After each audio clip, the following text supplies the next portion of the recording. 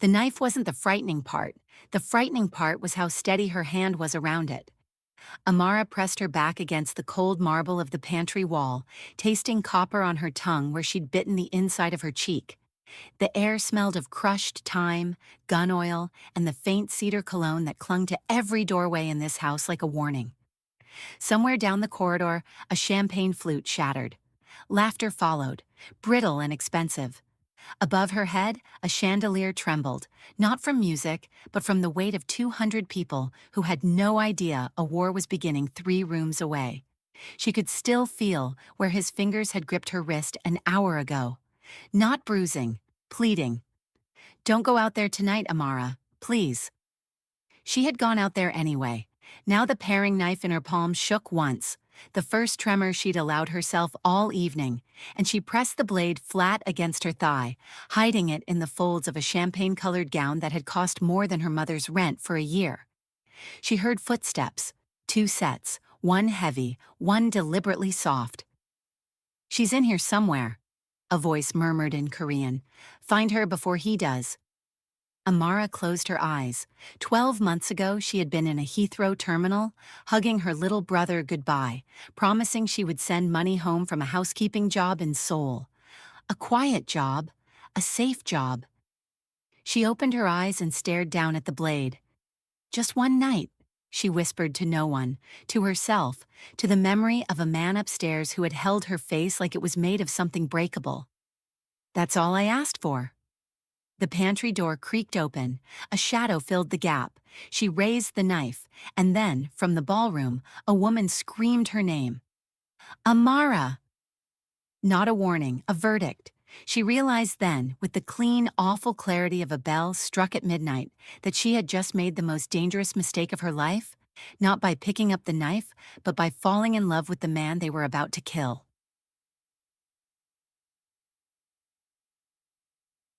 Besties, before we go one step further into this story, do me a small favor. Tap that subscribe button. It genuinely keeps stories like this one alive on this channel. And down in the comments, tell me exactly where in the world you're listening from tonight. I read every single one. Now, let's rewind. Let's go back to the beginning, to the morning a Ghanaian girl with a suitcase full of hope walked up a hill in Seoul, not knowing she was walking into a war. The arrival. The gates of the Kang estate did not open. They considered her. Amara Boateng stood on the pale gravel with her suitcase at her ankle and watched the twin iron leaves scan her face through some hidden lens, and for the first time since her plane touched Incheon, she wondered if the staffing agency had lied about what kind of household she'd signed on to. Domestic help, they'd told her. Private residence, discreet family. The wall around the property was 3 meters high and topped with something that was not technically barbed wire, but promised the same conversation. A voice through an intercom, in careful English. "Miss Boateng, walk straight until the fountain. Do not step off the path." She walked. The house, when it appeared through the pines, did not look like a house. It looked like a fortress that had been taught manners. Black stone, sharp glass, a koi pond so still it seemed painted. And on the front steps, waiting with his hands folded in front of him like a man attending a funeral, stood Choi Dae-sung, early 30s, sharp suit, sharper smile, who introduced himself as the estate manager and did not offer to carry her bag. "You will be given a uniform," he said. "You will not speak to Mr. Kang unless he speaks first. You will not enter the East Wing. You will not photograph anything. You will be paid twice what the agency told you." He paused. "Do you understand?" Amara adjusted her grip on the suitcase. 24 years of London winters and Lagos summers had taught her exactly how to hold her spine when a man was measuring her. "Twice?" she said. Dae-sung's smile thinned. "Twice." "Then I understand perfectly." She did not, of course. Not yet. That first week the house taught her its language, the way the housekeepers moved along the walls instead of through the center of rooms. The way a certain hallway went quiet whenever a black SUV rolled up the drive at 3 a.m. The way Dae-sung's phone buzzed at odd hours and he would leave without a word, returning at dawn smelling of something metallic she had learned, in another life, not to name aloud. And Kang Ji-hoon, the man she had been hired to serve, remained a rumor. She saw him first from the second-floor gallery 6 days in. He crossed the courtyard below her with two bodyguards flanking him, his black coat cut so precisely it looked like a decision. 28, they'd whispered in the kitchen. Heir, boss. Widowed, one girl had said before another shushed her. No, not widowed, orphaned. His father shot on a Busan pier 3 years ago and no one had ever paid. He looked up. Their eyes met for exactly 1 second. Amara stepped back from the railing, heart doing something inconvenient, and told herself firmly that she had not come to Seoul to be interesting to anyone. She had come because Toby's tuition was overdue, and her mother's blood pressure medication cost more each month, and her father, her stubborn, laughing, secret-keeping father, had died owing a Lagos hospital 18,000 pounds she was still, 3 years later, quietly paying down. She had come to work, not to be seen. The problem was that Ji-hoon from that afternoon onward kept seeing her. Not obviously, he was too controlled for that, but she began to notice the way the kitchen light was left on for her at night when she came down to make tea, the way a heavier coat appeared on her peg by the servant's door the morning after Seoul's first frost. The way, when she passed him in a corridor, he did not look at her, but the small muscle in his jaw moved once, as if he had swallowed something he'd meant to say. She told herself she was imagining it. She was not. Ji-hoon, in the privacy of the East Wing she was forbidden to enter, was doing arithmetic he had never done before. He was calculating how a woman he had exchanged perhaps 40 words with had begun to occupy the specific silence in his chest where his father used to live. He did not like it. He did not trust it. He had inherited an empire held together by fear and blood marriage alliances, and there was a wedding being negotiated for him at that very moment to a woman named Yoon Seo-yeon, whose family owned 3 ports. He was not a man who could afford to notice a maid humming Afrobeat in his kitchen at 2 in the morning. But on the 14th night, he came down for water and heard her. She was polishing silver at the island, headphones half in, hips moving to something with a bass line that did not belong in this house, and she was doing sums under her breath. 40,000, minus 12, minus rent, minus mama's pills. And when she looked up and saw him, she did not flinch. She just pulled the earbud out and said evenly, "Sir, did I wake you?" "No." Silence. He walked past her to the fridge, took out a bottle, set it down, did not open it. "What were you singing?" he asked without turning. "Burna Boy." "Is it sad?" She almost laughed. "It's about wanting a better life." He nodded slowly, as if she had said something in a language he was only beginning to understand, and then he left the kitchen without drinking the water at all. Amara stood alone under the pendant lights and realized her hands were trembling, and she did not know whether it was fear or the beginning of something else that was going to cost her infinitely more. The crack. The stitches were the turning point. He came home on a Tuesday at 4 a.m. with a wound along his ribs that he was pretending was not a wound, and Amara, who had been raised in a Lagos flat where her mother patched up cousins after street brawls before dawn service, took one look at the red bloom under his white shirt and said, "Sit down, now." He sat, not because she'd told him to, because no one had told him to do anything in 3 years. She worked in silence, sterilizing what she had, threading a needle from the estate's absurdly stocked medical drawer, her hands steady because they had to be. He watched her face the entire time, not her hands, her face, and when she finally tied off the last stitch and looked up, she found him already looking, and something in the room shifted like furniture being moved in the dark. "You've done this before," he said quietly. "My cousin Femi, twice, same knife wound, different girlfriends." He laughed, actually laughed. A rough, startled sound she suspected the house had not heard in years. "You are not what the agency said you were," he murmured. "Neither are you." His smile faded, not into anger, into something more dangerous, recognition. The weeks that followed were quiet and slow and full of small collisions. He began to eat in the kitchen instead of the dining room. She began to teach him to say jollof correctly, and he began to teach her that gomabsiumnida wasn't just thank you. It was a bow made of syllables. He asked her about London. She asked him nothing because she was smart enough to know that questions in this house had prices. He noticed that too, and it made him ache in a way he did not have vocabulary for. Then Toby called. It was 2 in the morning in Seoul, 10 at night in Lagos. Amara stepped into the pantry so no one would hear her, and her little brother, 19 years old, brilliant, stupid hers, sobbed into the phone that he owed a man called Kalechi $40,000 from a card game that was never a card game.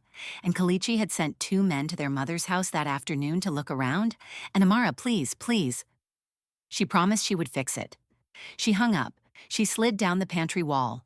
She pressed both hands against her mouth and made no sound at all. She did not know Ji-hoon was on the other side of the door. She did not know he had heard every word.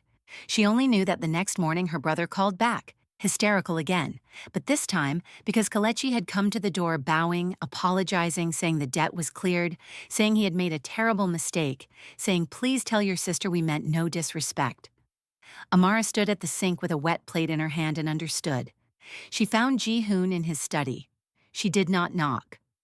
"Why?" she said. He did not look up from the papers on his desk. "Close the door." "Why did you pay it?" "Close the door, Amara." She closed it. He set down his pen, he rose, and for the first time she saw him look genuinely afraid, not of her, but of the answer he was about to give. "Because," he said, "I have been trying for 2 weeks to think of a reason you would owe me something, and I could not find one, so I made one." Her eyes filled. "That's cruel," she whispered. "I know. I can't pay you back. I don't want you to." The silence between them stretched until it hummed. She turned to leave. She got as far as the door. Her hand rested on the handle for a long, long moment. Then she turned back. That night she did not sleep. At 1 a.m. she stood in the corridor outside his bedroom in nothing but a plain cotton robe and her bare feet. And she stared at his door as though she could see through it. And she thought about her father and her brother and every man who had ever taken her softness and mistaken it for permission.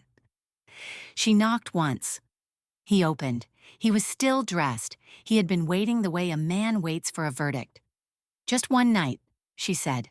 Her voice did not shake. "Please, not because you paid, not because I'm grateful, because I have wanted for weeks to be looked at the way you look at me. And if it's only going to be once, then let it be tonight. And tomorrow I'll go back to being furniture." He did not answer with words. He answered by lifting his hand slowly and holding it a breath away from her cheek, not touching, not yet, his fingers trembling in the space between them like a man deciding whether he was allowed to have anything at all. Then he touched her, and the door closed behind them. And somewhere in the house, 3 floors below, Choi Dae-sung watched the security feed go dark on that corridor because Ji-hoon had, for the first time in 3 years, personally disabled a camera. And Dae-sung's face, in the blue light of the monitor, did something no loyal friend's face should ever do. He smiled. Then he picked up a phone that had no contacts saved in it, and he dialed a number that rang in a city very far away. "It's begun," he said. The discovery morning did not feel like morning. It felt like a country Amara had crossed a border into without a passport. She woke at 5 a.m. against a chest that rose and fell steadily beneath her cheek, and the panic hit her with the taste of iron, not because she regretted the night, but because she understood immediately that this was not something that could be undone by pretending. She tried to slip out. His arm tightened. "Stay," he said without opening his eyes. "I can't." "Then don't stay because you slept here. Stay because I'm asking." She stayed. Later, over coffee she'd made herself in his private kitchenette because she could not bear to summon staff. He told her, carefully, quietly, that he was going to speak to Dae-sung and have her contract restructured. She would still work if she wanted. She would be paid properly. She would not be his secret. "I don't want a raise," she said. "I know, it isn't for you." He looked at her over the rim of his cup. "It's for the version of me that will not be able to explain otherwise why the maid is having breakfast in this room." She almost smiled. Then she remembered the world outside his door, and she didn't. The days that followed were the strangest of her life. On the surface, she was still Miss Boateng, uniform pressed, apron tied, addressing him as Sir in front of staff. In private, they were something else, something patient, something that took its time, something that made her laugh into her palm in the pantry at 11 p.m. because he had texted her from his own office one floor above, the jollof was better than yesterday. Explain. She did not know she was being watched. Not by D. Sung. She had begun to suspect him quietly, the way one suspects a wall for being slightly warm. But by someone else. Someone who had been watching her since long before she'd flown into Seoul. The letter arrived on a Wednesday. It was addressed to her, hand-delivered by the postmaster, wrapped in oilcloth.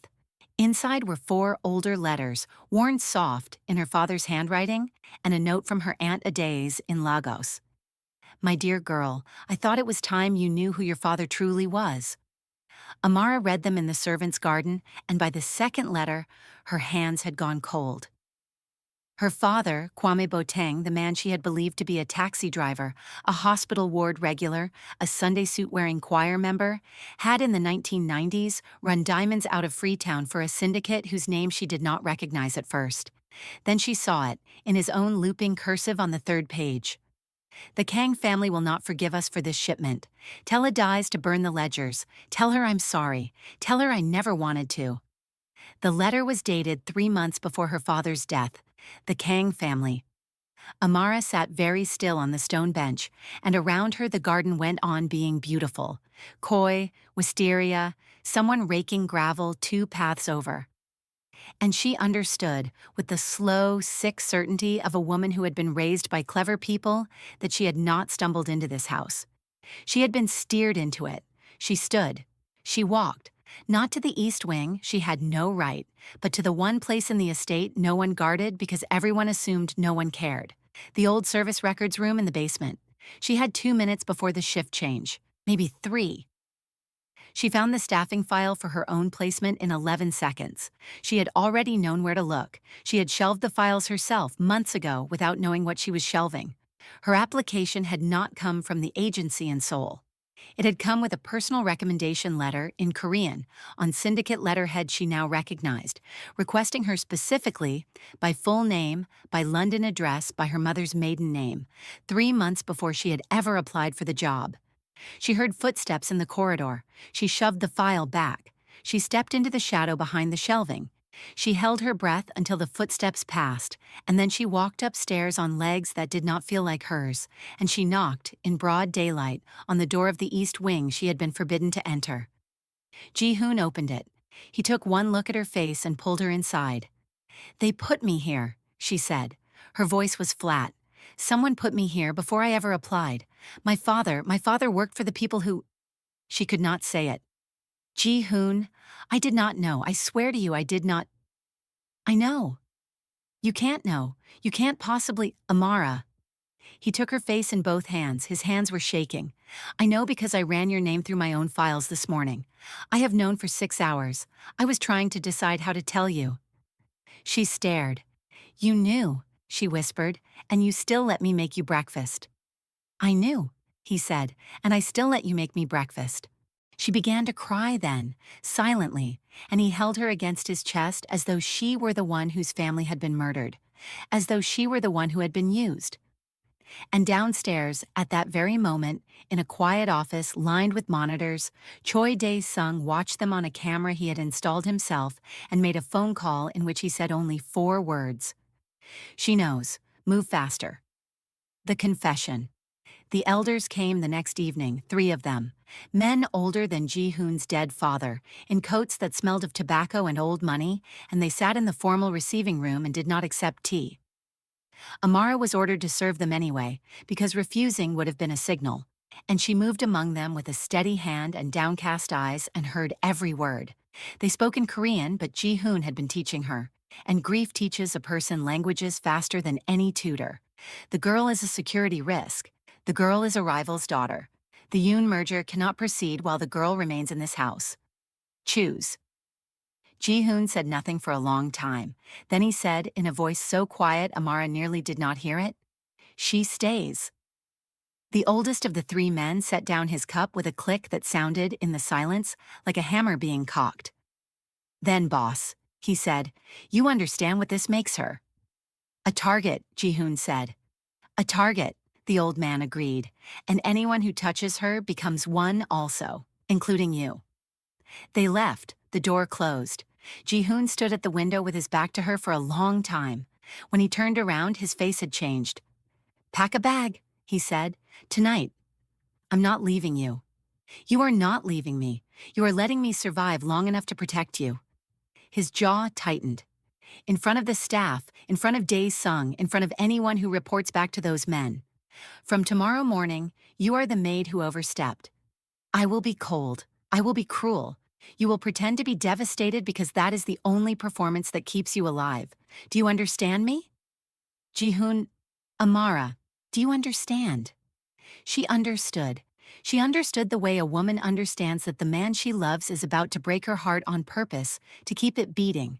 And she nodded once and did not cry, because crying was a luxury for women whose worlds were not on fire. The next morning, in front of 6 staff members and a very carefully positioned Dae-sung, Kang Ji-hoon dismissed his maid from his private service with 3 sentences she would never forget, in a tone she would never forgive him for until she did. Amara walked out of the room with her chin high. She packed. She called Toby. She told him she was coming home. And that night, alone in her small servant's quarters bed for the first time in weeks, her phone rang. It was Aunt Ada's. "My darling girl," her aunt said in that warm Lagos London voice Amara had trusted her entire life. "I hear you've had a very hard day. Come home now. There's a flight from Incheon at dawn and I've already paid for your seat." Amara went very still. She had not told her aunt she was leaving. She had not told anyone. "Auntie," she said carefully, "how did you know I was flying out?" There was a small silence on the line. And then Adae's, beloved auntie, the woman who had taught her to plait hair, who had sent her father's letters, who had held her at her father's funeral, laughed a laugh Amara had never heard before. "Because, my love," Adaeze said, "I have known every step you've taken since you were 15 years old, and it is nearly time for the last one." The explosion. Amara did not fly home. She sat on the edge of the bed with the phone still warm in her hand, and she pieced it together in the dark like a woman assembling a bomb from memory. Adaze, her father's recruitment, Toby's debt, of course. Of course, Toby's debt, the pressure that had brought her running to the one house in Seoul where she could be planted. The letters delivered now at exactly the moment her love for Ji-hoon would be strongest. The gala in 3 days at which the merger between Kang and Yoon was to be publicly confirmed. Adaze had not called to bring her home. Adaze had called to see whether the pieces were still in position. Amara stood. She did not go to Ji-hoon. He was surrounded by men who had been told that morning that she was a threat, and any warning from her now would be filtered through a dozen suspicions. She went instead to the one person she had begun, quietly, to suspect for other reasons entirely. She went to Yoon Seo-yeon. The heiress was staying in the guest wing, and Amara, in her plain black uniform carrying a tray of tea no one had ordered, walked into her room at midnight and set the tray down and said in careful English, "You are in love with Choi Dae-sung, I know. He is not what you think he is, and if you help me I can prove it, and neither of us has to marry a man we don't want." Seo-yeon, to her credit, did not scream. She looked at Amara for a long moment over the rim of a book she had not been reading. Then she set the book down and said, "Sit." By 3 a.m. they had a plan. By dawn, Amara had a gown. The gala was held at the Hansu Grand, 34 floors above the Han River, and everyone who mattered in the Seoul underworld was there in silk and diamonds and old grudges. Ji-hoon arrived at 9, jaw set, Seo-yeon on his arm playing her part flawlessly. Dae-sung, 3 steps behind, missed nothing. Amara arrived at 9:47. She did not arrive as a maid. She arrived in a floor-length gown the color of champagne and moonlight, cut to honor every curve she had spent her life being told to apologize for, her hair pinned up in a way that showed the long, clean line of her neck. And when she stepped through the ballroom doors, the string quartet did not stop, but half the room did. Ji-hoon, across the floor, went white. Then he went, very briefly, incandescent. Then he went blank because he was a professional, and he understood in the same heartbeat that whatever she was doing here she was doing on purpose, and that his job for the next 10 minutes was to keep breathing. She crossed the floor to him. She curtsied, not deeply, not mockingly, precisely, and said in a voice pitched to carry, "Mr. Kang, forgive the intrusion. I've come to return something you lost." She placed in his gloved palm a small folded piece of paper. He opened it discreetly at his side. Two words in her handwriting. Poison, Dae-sung. Then louder for the room. "The staff apologize for the oversight, sir. Enjoy your evening." She turned to walk away. She got 3 steps. Dae-sung caught her elbow. His grip was not gentle. His smile was. "Miss Boateng," he said softly. "A word." He steered her through the crowd, through a service door, into a corridor that smelled of crushed thyme and gun oil and cedar cologne. And it was there, in a pantry 3 rooms from a chandelier, that Amara pressed her back to a cold marble wall and slipped a paring knife out of the sleeve of her gown, because she had learned in Lagos that a woman in a beautiful dress is expected to be unarmed, and expectations are useful things. Down the corridor, footsteps, 2 sets. "She's in here somewhere. Find her before he does." The pantry door creaked. She raised the knife. And then, from the ballroom, Yoon Seo-yeon screamed her name, the signal, and every head in that ballroom turned, and Ji-hoon, who had been waiting 3 years for a reason to burn the whole thing down, finally moved. What happened next happened in 94 seconds. Ji-hoon crossed the ballroom in 6 strides and put himself between his men and the service corridor. Seo-yeon, in front of 200 witnesses, tore the engagement ring off her finger and pressed it into the palm of an elder who had just been trying to sell her. Dae-sung, hearing his lover's voice, turned toward the ballroom for exactly 1 second. The 1 second Amara needed. She did not stab him. She did something crueler. She lifted her phone, recording since he had first taken her elbow, and she played, at full volume, the voice memo Seo-yeon had captured of him 3 hours earlier in the guest wing, murmuring into a phone. "She knows. Move faster. The broker wants it done tonight." Dae-sung's face collapsed. Behind him, in the corridor mouth, Ji-hoon heard the recording and understood, in one blinding instant, who had killed his father. Not the rival syndicate, his best friend. On the orders of a man called the broker, whose sister was on a plane from Lagos to Seoul at that very moment. Ji-hoon did not shoot Dae-sung. That would have been a mercy. Instead, he, a hand, walked back into the ballroom and played the recording without preamble over the ballroom's own sound system, because Amara had, 4 hours earlier, taught Seo-yeon exactly which cable to unplug in the AV closet. The room went silent. The silence was a physical force. 200 faces, all the powerful people who had spent 3 years wondering who had really killed the old Kang boss, turned as one and looked at Choi Dae-sung. He ran. He did not get far. Ji-hoon, in front of every elder who had told him that morning to throw his maid away, took Amara's hand, her hand in a room where holding a woman's hand was a language, and said loudly enough for the microphones, "This is Amara Boateng. She just saved my life. Anyone who has a problem with that may take it up with me directly tonight in this room." No one took it up with him. The War-a-Days landed at Incheon at 5:12 a.m. She did not make it out of the arrivals hall. Ji-hoon's people, the ones still loyal, and after that gala there were suddenly a great many more of them, were waiting. She was not arrested. She was not shot. She was, in the old and precise language of the syndicates, retired. Walked quietly into a black car and driven to a room where she was allowed to sit with her hands folded and be spoken to at last by the niece she had raised. Amara sat across from her aunt for 2 hours. She did not raise her voice. She said, "My father did not want to be what you made him.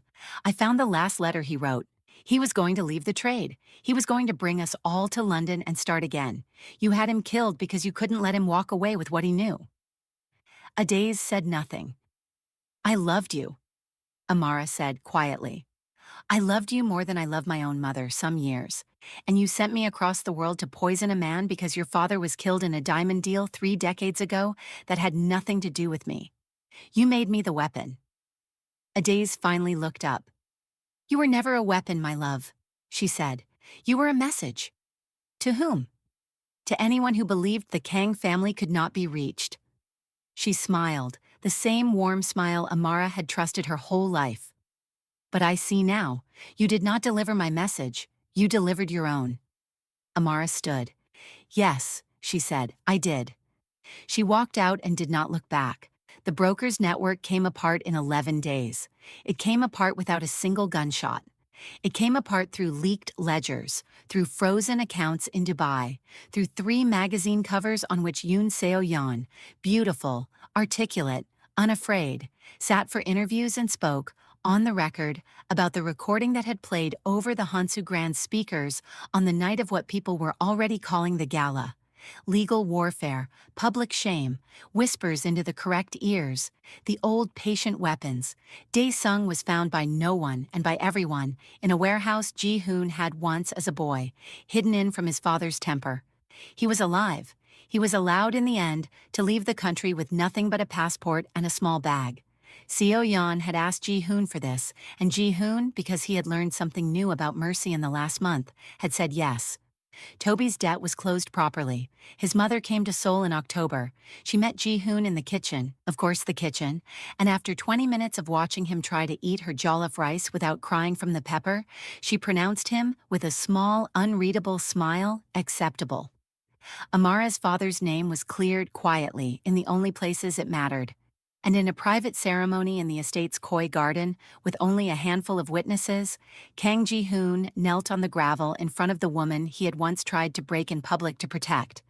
And he asked her not to marry him, not yet, that would come later on her own terms, but to please for the rest of his life keep humming in his kitchen at 2 in the morning because he had discovered that he could not sleep anymore without it. She said yes. She said it in Twi and in English and in the small, careful Korean he had taught her. The New World winter came softly to Seoul that year. The estate was quieter. Half its old staff had been let go, kindly, generously, but firmly. And the ones who remained had been chosen by Amara herself, who had, without ever quite announcing it, become the person who ran the household. Not as a maid, not as a mistress, as the woman whose word, in these rooms, was final. She still cooked sometimes. She said it steadied her. On a Tuesday in December at 2 a.m., she stood at the marble island in a cashmere robe that had been a gift, and she polished no silver at all. That job now belonged to a young woman from Busan who had asked shyly to be trained. And she hummed, under her breath, the same Burna Boy song she had been humming the night this whole story had begun. Ji-hoon watched her from the doorway. He did not interrupt. He had learned over the last months that some moments were altars and a man did not step onto them uninvited. When she finally turned and saw him, she did not startle. She smiled, the small, dry London smile he had fallen in love with, and said, "You should be asleep." "I know." "Then why aren't you?" "Because I like knowing you are down here." She held out her hand. He crossed to her. He did not kiss her immediately. He did what he had done the first night at her door. Lifted his hand, held it a breath away from her cheek, waited. And this time, she was the one who closed the distance, pressing her face into his palm as though the last 12 months had been a long walk home to exactly this touch. "Ji-hoon," she said, against his wrist. We are not finished, are we?" He did not lie to her. He never would, again. "No," he said quietly. "There is someone else. The broker had a son. He landed in Seoul this morning." She was silent for a long moment. Then she nodded once into his hand. "All right," she said. "All right? All right." She lifted her head and looked at him with those steady Lagos London eyes that had once refused to fear him. "But not tonight. Tonight the kitchen is mine. Tomorrow we can burn the world down again." He laughed. He kissed her. Outside, somewhere in the sleeping city, a phone in a stranger's pocket buzzed with a message none of them had yet read. Inside, in a warm kitchen at 2 in the morning, a Ghanaian girl and a Korean boss stood forehead to forehead, and neither of them was, anymore, the person they had been pretending to be when they'd first met. They were only, finally, themselves. And that, in a house built on fear, in a world built on debts, was the most dangerous, most beautiful thing either of them had ever chosen. "Besties, if you made it here with me, all the way to the last whisper in that kitchen at 2 in the morning, thank you, truly, Stories like this one only live because you show up for them. Please tap that like button, subscribe if you haven't yet, and tell me down in the comments. Would you have opened the door that first night, the way Amara did, knowing it might cost you everything? I read every answer. And stay close because the son of the broker has just landed in Seoul, and the next chapter of this world is already burning to be told. Until then, sleep softly, love bravely, and I'll see you in the next story.